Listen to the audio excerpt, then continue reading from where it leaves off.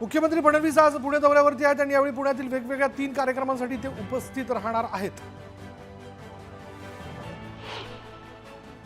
शिर्डीत वाढत्या गुन्हेगारीला अवैध व्यवसाय कारणीभूत असून शिर्डीतील अवैध धंदे अतिक्रमण हटवून शिर्डी गुन्हेगारी मुक्त करणार असा दावा राधाकृष्ण विखे पाटील यांनी केलाय। तर गुन्हेगारीला आश्रय देणाऱ्यांवरही कारवाई करणार असा इशाराही त्यांनी दिला। नदीजोड प्रकल्पांना वित्तीय सहाय्य मिळेल असं प्रतिपादन वित्तीय संस्थांसोबतच्या बैठकीत मुख्यमंत्री फडणवीस यांनी केलेलं आहे। यावेळी मुख्य संस्थांच्या वरिष्ठ अधिकाऱ्यांनीही प्रकल्पाबाबत सहाय्य करण्याचं आश्वासन दिलं। परभणीचे खासदार संजय जाधव यांनी शिवसेनेवर हल्लाबोल केला। दिल्या घरी सुखी राहा असं म्हणत शिवसेनेला त्यांनी टोला लगावला। तर आमच्या पक्षातील कुणीही दुसऱ्या पक्षात जाणार नाही असा दावाही त्यांनी केला। तृप्ती देसाई यांनी धनंजय मुंडेंवर हल्लाबोल केला। करुणा शर्मा यांना कोणतीच मदत करण्यात आली नाही, शेवटी त्या न्यायालयीन लढाई लढल्या आणि जिंकल्या, त्यामुळे आता धनंजय मुंडेंच्या पापाचा घडा भरलाय असा इशाराही तृप्ती देसाई यांनी दिला। राज ठाकरेंच्या आरोपांवरून अजित पवारांनी पलटवार केलाय। तुम्हाला तुमच्या मुलाला निवडून आणता आलं नाही आणि आमच्यावर गप्पा मारताय असं म्हणत त्यांनी खोचक टोलाही लगावलाय। आम्ही लोकसभेला रडत बसलो नाही म्हणून विधानसभेला जिंकलो असंही ते यावेळी म्हणाले। अमित ठाकरेंनी अजित पवारांच्या आरोपाला प्रत्युत्तर दिलं। मी हरलो तरी खचलो नाही, माझ्या पहिल्या निवडणुकीत नाही तर शेवटच्या निवडणुकीत माझी पारख करा असा इशाराही अमित ठाकरे यांनी दिला। जयंत पाटील हे टप्प्यात आणून काम करतात, मात्र आम्ही टप्प्यात आणून कार्यक्रम करतो असा खोचक टोला आमदार गोपीचंद पडळकर यांनी लगावला।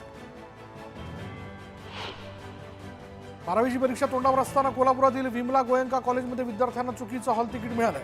काहींची नावं चुकीची आहेत आणि काहींचे विषय, त्यामुळे विद्यार्थ्यांची मोठी गैरसोय झाली। मात्र यानंतर कॉलेजने हात वरती केले असून विद्यार्थ्यांनाच दोषी ठरवलंय।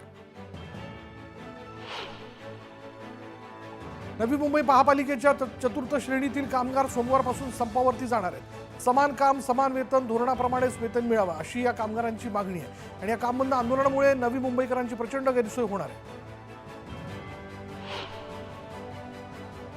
मुंबई अहमदाबाद महामार्गावर ट्रकचा विचित्र अपघात झाला। शिरसाट पुलावरून रेती वाहून नेणाऱ्या ट्रकचा फाळका तुटल्यानं भरमार्गामध्ये डंपरमधील खडीचा भार रस्त्यावरती पडला आणि ट्रक समोरून उचलला गेला। पण सुदैवानं या अपघातात कोणतीही जीवितहानी झालेली नाही। पुण्यामध्ये 3 लाख फुकट्या प्रवाशांवर रेल्वे प्रवाशांकडून कारवाई करण्यात आली आणि यातून 15 कोटी 86 लाखांचा दंड वसूल करण्यात आला। सावित्रीबाई फुले पुणे विद्यापीठात अनोख्या मॅरेथॉनचं आयोजन करण्यात आलं होतं आणि यात राज्याच्या कानाकोपऱ्यातून दिव्यांग बांधवांनी सहभाग घेतला। देशात युरियाची कमतरता नसून काही जण नफेखोरीसाठी किमतीबाबत समस्या निर्माण करतात असं केंद्रीय रसायन आणि खत मंत्री JP नड्डा यांनी सांगितलं। महावितरणनं वीज दरवाढीचा प्रस्ताव सादर केला, मात्र प्रस्तावित बदलांचा पॉवरलूम क्षेत्रासह लघु उद्योगांवर परिणाम होईल असा इशारा महाराष्ट्र वीज ग्राहक संघटनेनं दिला। मुंबईत धुळीमुळे होणारा प्रदूषण रोखण्यासाठी पालिकेनं रस्ते धुण्याची प्रक्रिया सुरू केली आणि त्यात आतापर्यंत 22,000 किलोमीटर रस्ता धुण्यात आला। आता आवश्यकतेप्रमाणे जेटिंगसह टँकर भाड्यानं घेण्याचा निर्णय पालिकेनं घेतला। त्यानुसार पालिकेनं 7 मंडळांसाठी निविदा प्रक्रिया सुरू केली।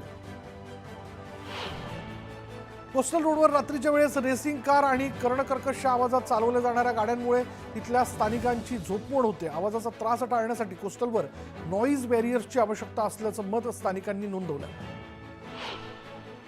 पावसाळ्यात मुंबईतील अनेक सखोल भागांमध्ये पाणी साचत असल्यानं नागरिकांना पूरस्थितीचा सामना करावा लागतो, त्यामुळे पावसाळ्यात पाणी साचू नये म्हणून पालिकेकडून उपाययोजना केल्या जात आहेत। मुंबईतील 55 ठिकाणी उपाययोजना सुरू आहेत। गेल्या काही वर्षात कॅन्सरच्या रुग्णांमध्ये मोठ्या संख्येनं वाढ झाल्यानं केंद्रीय राज्य आणि महापालिका यांच्या आरोग्य यंत्रणांनी या आजाराच्या उपचारासाठी विविध उपाययोजना केलेल्या आहेत। यापुढे सरकारी रुग्णालयातही कॅन्सर उपचारांना प्राधान्य दिलं जाणार आहे।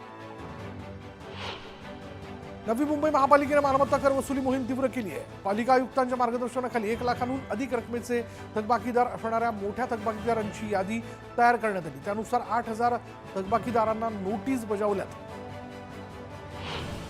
वाहतुकीचे नियम पाळा, अपघात टाळा यासाठी वाहतूक पोलिसांनी जनजागृती मोहीम सुरू केली आहे, मात्र याकडे दुर्लक्ष होत असल्यानं कारवाईचा बडगा उगारण्यात आला। वाहतूक पोलिसांनी 31 दिवसात तब्बल 5,834 चालकांवर कारवाई करत दंड ठोठावला। पुण्यात जीबीएसचे आतापर्यंत 180 रुग्ण आढळलेत, त्यातील 79 जणांना डिस्चार्ज मिळाला तर 22 रुग्ण व्हेंटिलेटरवरती आहेत, तर आतापर्यंत 6 रुग्णांचा मृत्यू झाला।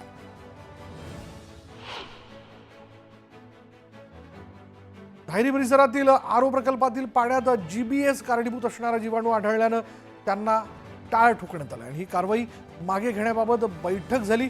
मात्र जागतिक आरोग्य संघटनेकडून प्रमाणपत्र मिळत नाही तोपर्यंत टाळं कायम राहणार असा निर्णय घेण्यात आला. मागील 5 दिवसांपासून सोन्याच्या भावात सातत्यानं वाढ होते आणि सोनं 85,100 रुपये प्रति तोळ्यावर पोहोचलंय. तर येत्या काही दिवसात सोन्याचे दर आणखी वाढण्याची शक्यता आहे. धाराशिव जिल्ह्यात कमी कालावधीत जास्त महिलांची नोंदणी केली जात होती. मात्र आता त्यातील 2,274 अर्ज बाद करण्यात आलेले आहेत. तर 2 महिलांनी स्वतःहून अनुदान परत केले. 10 महिलांनी अनुदान परत करण्यासाठी अर्ज देखील केले. लाडकी बहीण योजनेचा लाभ घेतलेल्या महिलांना तुर्तास दिलासा मिळाला. अपात्र ठरलेल्या 5 लाख महिलांच्या खात्यात जमा करण्यात आलेला निधी परत घेण्यात येणार नाही अशी माहिती बालविकास मंत्री अदिती तटकरे यांनी दिली. लाडकी बहीण योजनेमध्ये अपात्र ठरणाऱ्या महिलांनी आता मिळालेले लाभाचे पैसे परत देण्यास सुरुवात केली. तर पैसे परत करण्यात पुणे जिल्हा आघाडीवरती आहे. पुण्यातून जवळपास 75,000 महिलांनी पैसे परत करण्याची प्रक्रिया सुरू केली. राज्याचा अर्थसंकल्प सादर झाल्यानंतर आमदारांना अर्थसंकल्पीय प्रकाशने देण्याकरता ट्रॉली बॅगा खरेदी करण्याचा निर्णय अखेर रद्द करण्यात आला. बॅगा खरेदीवर 80 लाख रुपये खर्च करण्यात येणार होता आणि त्यामुळे अर्थसंकल्पाशी संबंधित पुस्तकं बॅगेत टाकून देण्याची 1976 पासून सुरू असलेली प्रथा आता बंद होणार आहे. मध्य रेल्वेकडून उद्या विविध अभियांत्रिकी आणि देखभालीच्या कामासाठी मेगा ब्लॉक घेण्यात येतोय. पाटुंगा मुलुंड अप आणि डाऊन जलद मार्गावर सकाळी 11:30 पासून तर दुपारी 3:30 वाजेपर्यंत ब्लॉक असणार आहे. पश्चिम रेल्वेच्या मुंबई सेंट्रल आणि ग्रांट रोड स्टेशन दरम्यान असलेल्या पूल क्रमांक 5चं स्टील गर्डर बदलण्यात येत आहे आणि त्यासाठी आज 13 तासांचा ब्लॉकही घेण्यात येतोय. आज रात्री 10 वाजल्यापासून रविवारी सकाळी 11 वाजेपर्यंत अप आणि डाऊन जलद आणि धीम्या मार्गावर ब्लॉक घेण्यात येतोय. लाखो भाविकांचं श्रद्धास्थान असलेल्या आंगणेवाडीच्या भराडी देवीच्या जत्रोत्सवासाठी कोकण आणि मध्य रेल्वेनं जादा रेल्वे गाड्या सोडण्याचा निर्णय घेतलाय. येत्या 22 फेब्रुवारीला हा जत्रोत्सव पार पडतो आणि यासाठी उद्यापासून आरक्षण खुलं केलं जात आहे. गोदावरीच्या पाण्याचा अहवाल जाहीर करा अन्यथा आंदोलन करून असा इशारा जायकवाडीचे याचिकाकर्ते आणि शिवसेनेचे सचिव संजय लाखे पाटील यांनी दिलाय. मराठवाड्याच्या हक्काचं पाणी कमी केलं जातंय का असा सवालही त्यांनी उपस्थित केला. सांगली जिल्ह्यातून निर्यातक्षम द्राक्षांच्या हंगामाला सुरुवात करण्यात आली. यावेळी एकट्या पळशी गावातून 10,000 टन द्राक्षांची निर्यात युरोपात केली जाते. मंचर शहरातील अतिक्रमणांवर मंचर नगरपंचायतीनं कारवाईला सुरुवात केली आणि यावेळी अतिक्रमण जमीनदोस्त केल्यानंतर अतिक्रमणधारकांनी आक्रोश केला.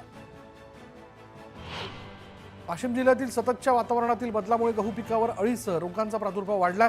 गहू पिकावर करपा रोगाचा प्रादुर्भाव झाल्यानं गव्हाच्या पिकात घट होणार आहे. हिंगोलीत 1,814 शेतकऱ्यांनी बोगस पीक विमा भरल्याचं समोर आलं. तब्बल 4,500 हेक्टर क्षेत्रावर हा बोगस पीक विमा काढल्याचं उघडकीस आलं. या प्रकरणाचा अहवाल सादर करण्यात आला. बुलढाणा जिल्ह्यातील सर्वात मोठं शहर असणारं खामगाव सध्या पाण्याच्या समस्येने त्रस्त आहे. खामगाव शहराला तब्बल 8 ते 10 दिवसानंतर पाणी पुरवठा होत असल्यानं पाण्यासाठी नागरिकांना पायपीट करावी लागते. वाशिम जिल्हा शासकीय खरेदी केंद्रावर सोयाबीन मोजणी बंद झाल्यानं शेतकऱ्यांची आर्थिक अडचण झाली. मात्र पैशांची गरज असल्यानं शेतकऱ्यांनी थेट बाजार समित्यांकडे धाव घेतली आहे. उपबाजार समित्यांमध्ये 15,000 क्विंटलहून अधिक सोयाबीनची आवक झाली आहे. चिखलदऱ्यातील सार्वजनिक बांधकाम विभागाच्या विश्रामगृह परिसरातील कोंबड्यांची मागील काही दिवसांपासून चोरी होत होती. यावेळी सीसीटीव्ही चेक केल्यानंतर त्यात बिबट्याचा मुक्त संचार आढळून आला असून बिबट्याच कोंबड्या चोरत असल्याचं समोर आलं. आमदार चंद्रकांत सोनवणे यांनी विष्णापूर शासकीय आश्रमशाळेतील विद्यार्थ्यांची भेट घेतली आणि यावेळी विद्यार्थ्यांच्या समस्या जाणून घेत त्यांनी विद्यार्थ्यांसोबत जेवणाचा आस्वादही घेतला. आदिवासी आश्रमशाळांबाबत पालकांमध्ये निर्माण झालेली निराशा दूर करत त्यांच्यात विश्वास निर्माण व्हावा यासाठी राज्यात एकाच दिवशी 497 शाळांमध्ये आदिवासी विभाग मुक्कामी थांबला होता आणि यावेळी यवतमाळच्या पोटोनी इथल्या आश्रमशाळेत आदिवासी मंत्री अशोक उईके यांनी मुक्काम करत चिमुकल्यांशी संवाद साधला. केंद्रात आणि राज्यात भाजपची सत्ता असूनही ग्रामपंचायतीला विकास निधी मिळत नसल्याची तक्रार सांगलीच्या मिरज तालुक्यातील वड्डी ग्रामपंचायतीने केलेली होती आणि त्यामुळे विकास कामांमध्ये अडथळा निर्माण होतोय असे ते यावेळी म्हणाले होते. सोलापुरातील विनापरवाना गाळ प्रकरणी जिल्ह्यातील 4 साखर कारखान्यांना दंडाची नोटीस जी आहे ती बजावण्यात आली आणि यात 2 सहकारी तर 2 खासगी साखर कारखान्यांचा समावेश आहे. तर 20 कोटींची नोटीस चौघांना बजावण्यात आली आहे. मुक्ताईनगरमध्ये महाशिवरात्रीच्या उत्सवाआधी मुक्ताईच्या पूर्णा नदी परिसरातील जलपर्णी काढण्यात यावी अशी मागणी वारकरी संप्रदायानं केली आहे. मुंबई गोवा महामार्गावरील कसबा शास्त्री पुलाजवळ बेकायदेशीर उत्खनन करण्यात येते, मात्र याकडे महसूल खात्याचं दुर्लक्ष होत असल्याचा आरोप ग्रामस्थांनी केला. सांगलीच्या महाराष्ट्र कर्नाटक सीमेवर असणारा म्हैसाळ इथे कृष्णा नदीवर नव्यानं बंधारा बांधण्यात आला. यावेळी टीएमसी साठवण असणारा बंधारा बांधणार असल्याचं नदीकाठची शेती पाण्याखाली जाण्याची भीती शेतकऱ्यांनी वर्तवली. सिल्लोड तहसील कार्यालयाचे मंडळ अधिकारी यांनी फाईलवर सही करण्यासाठी लाच मागितल्याची घटना समोर आली. मात्र या प्रकरणी कोणतीही कारवाई न केल्यानं नागरिकांनी संताप व्यक्त केला. या प्रकरणी चौकशी करून कारवाई करण्यात यावी अशी मागणी जी ती करण्यात येते. राज्यात फेब्रुवारी महिन्यात उकाडा वाढल्यानं विजेच्या मागणीत देखील वाढ झाली आहे. फेब्रुवारी महिन्याच्या सुरुवातीला 27,000 मेगावॅटवर विजेची मागणी होते. नागपुरातील ताजबाग परिसरात बर्ड फ्लूचा शिरकाव झाल्यानं आता आरोग्य विभागाकडून 8,000 घरांचं सर्वेक्षण केलं जाणार आहे. सर्वेक्षणात 141 जणांना इन्फ्लुएन्झा आजाराची लक्षणं आढळली आहेत आणि त्यातली 14 जण जे ती गंभीर असल्याची माहिती समोर येते. छत्रपती संभाजीनगरमध्ये जिल्हाधिकारी कार्यालयानं ग्रामीण भागात 516 शस्त्र परवाने वाटप केले, तर यात 6 महिलांचा समावेश आहे. तर वाळूपट्टा असलेल्या पैठणमध्ये सर्वाधिक 95 बंदुकांचे परवाने आहेत. वर्ध्यात मुख्यमंत्री फडणवीसांनी मंजुरी दिलेल्या 100 दिवस कार्यक्रमाची अंमलबजावणी करण्याच्या सूचना देण्यात आल्यात आणि यावेळी उद्योग स्नेही वातावरण ही निर्माण करण्यासह सेवाग्राम विकास आराखड्याला गती द्यावी अशा सूचना देण्यात आल्या.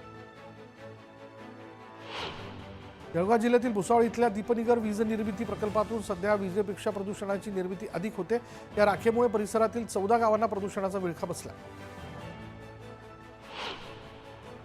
शेतकऱ्यांसाठी सोयाबीन खरेदीला मुदतवाढ देण्यात यावी अशी मागणी जी ती धाराशिवचे खासदार ओमराजे निंबाळकर यांनी लोकसभेत केली. शेतकऱ्यांकडील शेवटचं पोतं संपेपर्यंत सोयाबीन विकत घ्या अशी मागणी त्यांनी केली. तोंडमधील धक्कादायक प्रकार समोर आला. जन्मदात्या आईनंच पोटच्या पोराची गळा दाबून हत्या केली. या वादानंतर स्वतःच्या पतीवर कोयत्यानं हल्ला देखील केला आणि या प्रकरणी पोलिसांनी गुन्हा दाखल केला.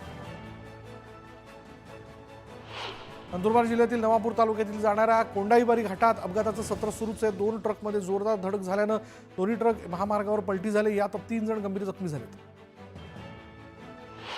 नाशिक जिल्ह्यात धक्कादायक घटना समोर आली. 6वी शिकणाऱ्या एका विद्यार्थ्यांना घरी बोलवत शाळेच्या मुख्याध्यापकानं अत्याचार केल्याचं समोर आले. या प्रकरणी पोलिसांनी मुख्याध्यापकाला अटक केली.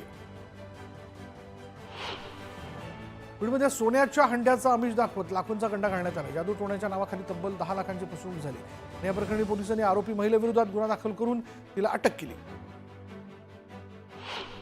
परभणी तालुक्यात असलेल्या सिंगणापूर परिसरात पेट्रोल पंपावर असलेल्या साहित्याला भीषण आग लागली आणि या आगीत जवळपास 15 ते 16 लाखांचं साहित्य जळून खाक झालं. आंबेगाव तालुक्यातील कळम गावच्या हद्दीत ऊस वाहतूक करणाऱ्या ट्रॉलीचा टायर निखळल्यानं ती पलटी झाला आणि त्यामुळे संपूर्ण रस्त्यावर ऊस पसरले होते. त्यामुळे काही काळ वाहतूक कोंडी झाली. अहमदपूर ते अहिल्यानगर महामार्गावरील बीडच्या मुळूकवाडी इथल्या मध्यरात्रीच्या सुमारास भीषण अपघात झाला. पुलावर गाडी आदळल्यानं अपघातात दोघांचा मृत्यू झालाय, तर दोघं गंभीर जखमी झाले. छत्रपती संभाजीनगर शहरातील उच्चभ्रू वसाहतीमधील चैतन्य तुपे यांच्या अपहरणासाठी गाडीची नंबर प्लेट बनवून देणाऱ्याला पोलिसांनी अटक केली आणि या प्रकरणी न्यायालयानं आरोपींना 4 दिवसांची पोलीस कोठडी सुनावली. भंडारा जिल्ह्याच्या लाखणी शहरात चोरट्यांनी धुमाकूळ घातला. एकाच रात्री 3 ठिकाणी चोरी करत 80 हजारांची रोकड जप्त करण्यात आली. हे चोरटे सीसीटीव्हीत कैद झाले असून पोलिसांकडून शोध सुरू आहे. खेड शहराजवळ हुंडे गावात भीषण वणवा लागला आणि वणवा घराच्या दिशेनं पसरत असल्यानं नागरिकांमध्ये भीतीचं वातावरण निर्माण झालं होतं. मात्र अग्निशमन दलाच्या जवानांनी अथक प्रयत्न केल्यानंतर आग आटोक्यात आणण्यात यश आलं. पुण्यात वाढत्या गुन्हेगारीला रोखण्यासाठी पोलिसांकडून उपाययोजना करण्यात येत आहेत. शहरातील गुन्हेगारांवर नियंत्रण ठेवण्यासाठी आणि त्यांच्यावर चाप लावण्यासाठी पोलिसांनी गुन्हेगार दत्तक योजना तयार केली. मागे एकादशीनिमित्त श्री विठ्ठल आणि रुक्मिणीच्या दर्शनासाठी जवळपास 4 लाखांहून अधिक भाविकांनी गर्दी केली आणि यावेळी मंदिरात विविध फुलांची सजावट करण्यात आली असून विठुराया आणि रुक्मिणी मातेची नित्यपूजा संपन्न झाली. माघ एकादशीनिमित्त विठ्ठल रुक्मिणी मंदिरात आकर्षक फुलांची सजावट करण्यात आली आहे. यासाठी पांढरी शेवंती, पिवळी शेवंती, अस्टर, पिवळा झेंडू, केशरी झेंडू अशा विविध मिळून सुमारे 1.5 टन फुलांचा वापर करण्यात आला.